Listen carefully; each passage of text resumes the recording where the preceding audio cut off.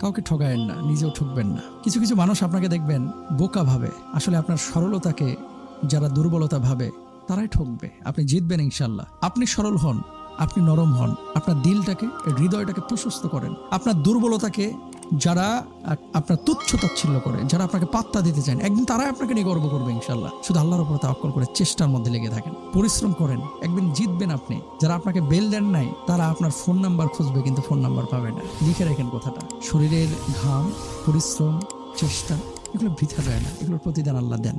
আস্থা রাখেন, আমার কথাটা বিশ্বাস করেন ভাই, আপনি প্রতিদান পাবেন ইনশাআল্লাহ।